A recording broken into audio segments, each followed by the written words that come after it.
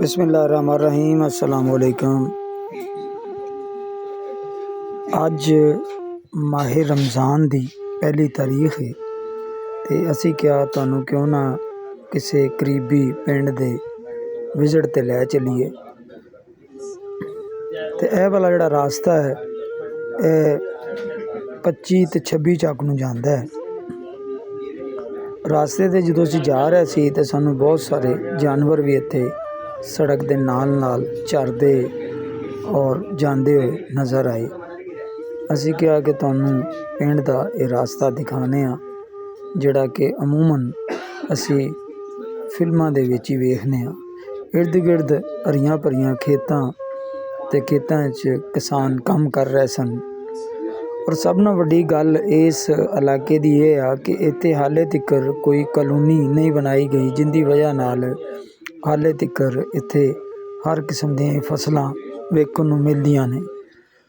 कमाद दी फसल भी हुण कट्टी गई है, लेकिन बीज दे तौर ते कुछ पौधे हाले तिकर भी नज़र आउंदे ने।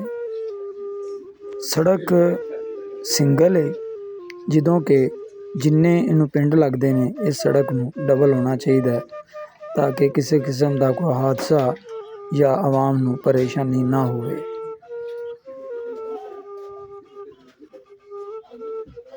इस सड़क नूं काफ़ी सारे पिंड लगते हैं और खासकर 25 घराटां वाला बड़ा मशहूर पिंड इहदे उत्ते वाक़ई आ। घराटां वाले तो अगर असी थोड़ा जिहा अगे जाने तो इत्थे एक पंचक्की हुंदी सी जिहड़ी हुण तारीख दी नज़र हो के बस किस्से कहानियां दे विच ही रह गई है।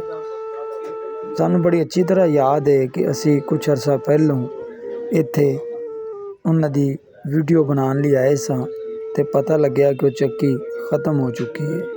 उन्दियां कुछ पुरानियां तस्वीरां साडे कोल ज़रूर मौजूद ने, वो इंशाअल्लाह ज़रूर अपलोड करांगे। जिहड़ियां रस्तियां ते पहलों तांगा घोड़ा तुहानू नज़र आंदा सी और बैल गड्डियां नज़र आंदियां सी, उत्थे हुण चिंगची कारां ते गड्डियां नज़र आंदियां ने।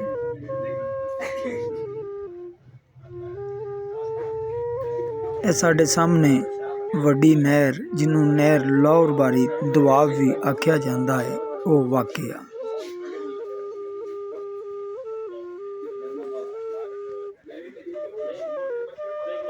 पिंडियां दे रस्ते अज भी देखण दे काबल ने ते इत्थे आबो हवा जिहड़ी है वो बिल्कुल साफ है।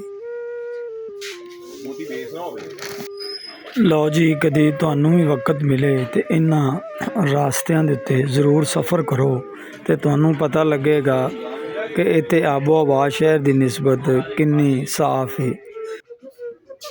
तो जे हुण असी पिंडां दे माहौल की गल करिए तो पिंडां दे विच भी हुण शहरां दी झलक सानू नज़र आंदी है। मुख्तलिफ पिंडां दे विच जदों असी विजिट करन गए हाँ तो उत्थे असी बर्गर शवारमे ते फास्ट फूड दीयां दुकानां भी देखियां और खासकर जदों हुण गर्मी का मौसम होएगा तो लोग पिंडां दे विच ट्यूबवैलां दा रुख करदे ने। बहरहाल जी, बहुत जल्द असी तुहानू मुख्तलिफ पिंडां दा विजिट ज़रूर करावांगे ते पिंडां दा माहौल, पिंडां दा रहन सहन ते उत्थे दे लोकां दे ख्यालात भी तुहानू ज़रूर सुणावांगे। ते साडे इस यूट्यूब चैनल उकाड़ा न्यूज़ डिजिटल नू सबसक्राइब कर लो ते घंटी दे बटन भी दबा लेना ते नाल अपने ख्यालात दा इजहार भी ज़रूर करना, कमेंट्स भी ज़रूर करना ताकि सानू पता लगे कि साडी इस काविश दे उत्ते तुहाडा की ख्याल है। अल्लाह ताला तुहानू खुश रखे, सलामत रखे, आबाद रखे। आमीन।